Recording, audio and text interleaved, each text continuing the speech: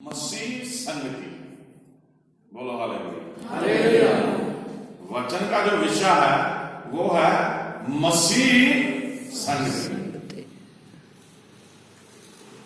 अब जब हम दुनियावी तौर पे हम विश्वासी भी मान गए, प्रभु के साथ भी चल रहे हैं, लेकिन एक बात को आप याद रखिए, सबसे पहले तो आपको यह समझना है कि मसीह संगति क्या है।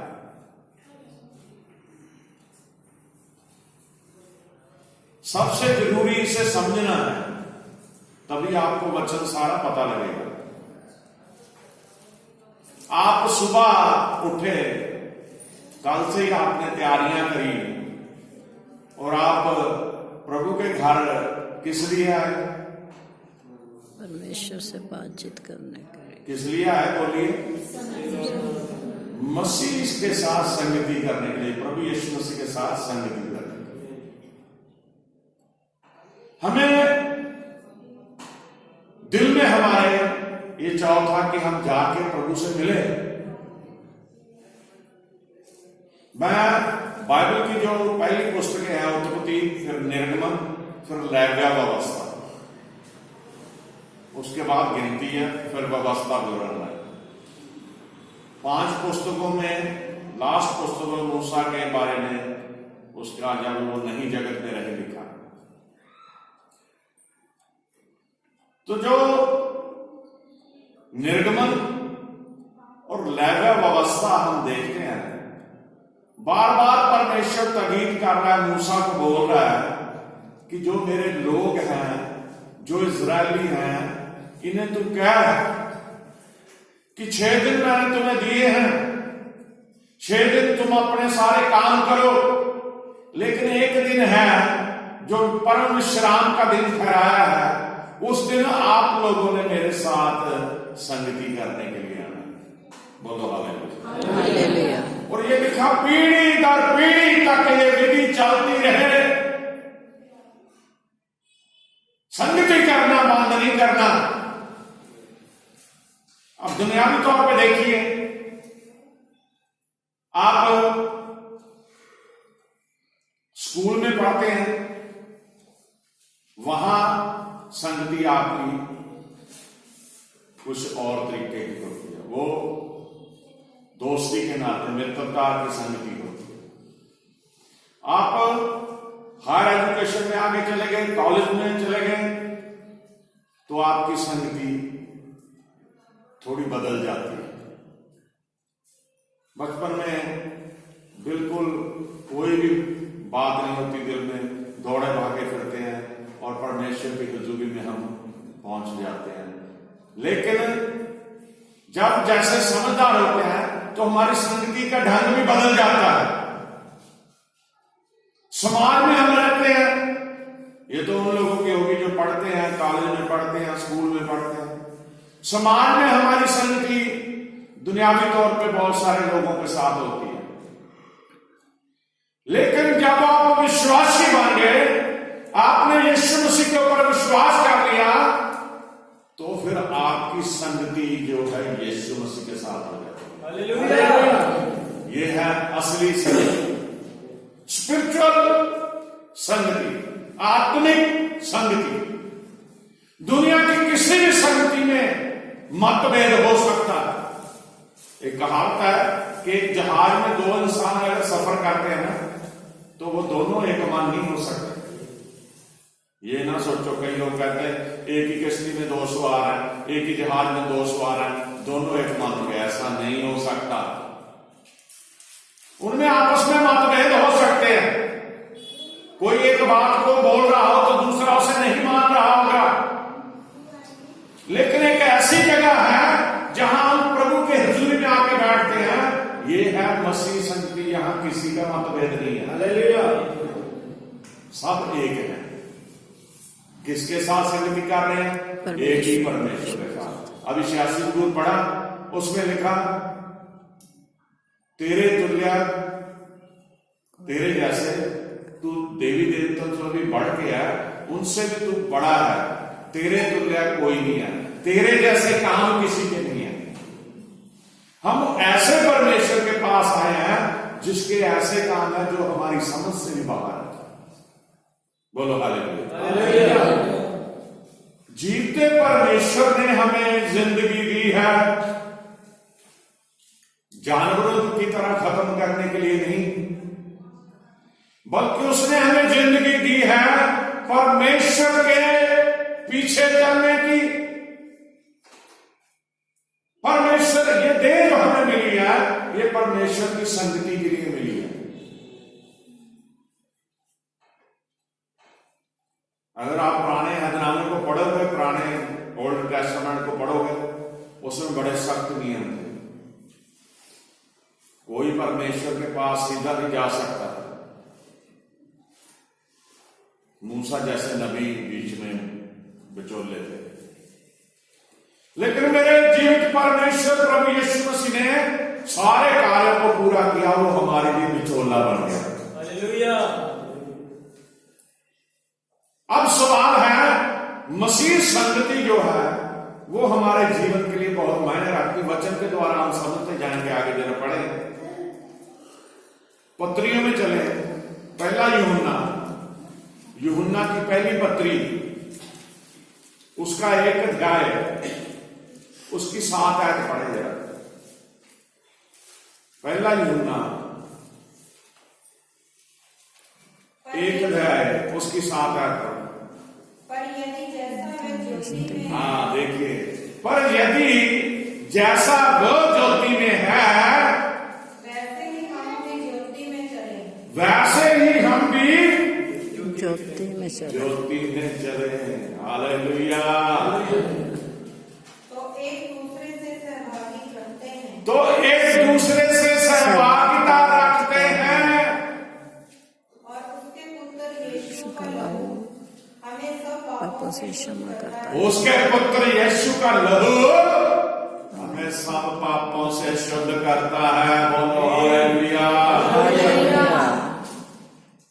सहभागिता भी संगति का ही शब्द है।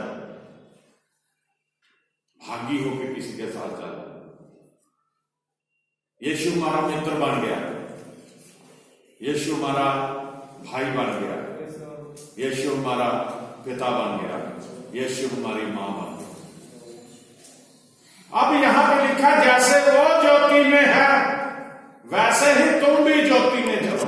अब आधे लोगों को पता ही नहीं है, ये शब्द नहीं लिखा, जैसे वो ज्योति में है तुम भी ज्योति में चलो। परमेश्वर की इच्छा, उसकी आज्ञाकारिता और उसके पद चिन्हों पर चलना, ये है ज्योति। समझ आई बात? कितनों को समझ आ रही? परमेश्वर की इच्छा, आज्ञाकारिता और उसके पद चिन्हों पर, उसके कदमों पर चलने को, इसको कहते हैं ज्योति। ज्योति में चलना, असली मतलब उसका यह है कि ज्योति में कैसे चलना।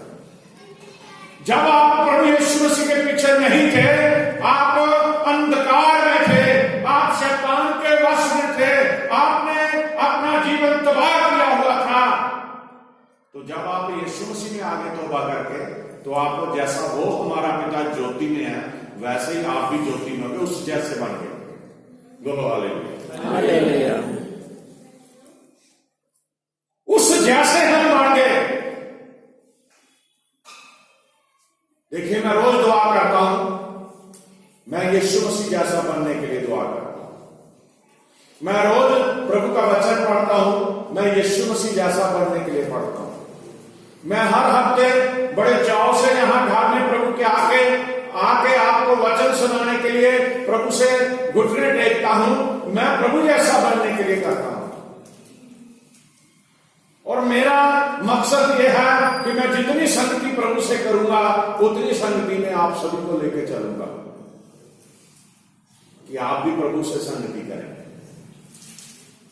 एक बात को आप अपने जहन में बिठा लीजिए, आप अपने घर से आए हो किसी दोस्त मित्र को मिलने के लिए नहीं, जो यहां आके इकट्ठे हुए हैं, किसी परिवार से मिलने के लिए नहीं, यहां कुछ खाने के लिए नहीं, बल्कि आप रूहानियत के लिए, आत्मिक तौर पर तरक्की करने के लिए, आत्मा में भरपूर होने के लिए यीशु मसीह के साथ संगति के लिए यहाँ आए।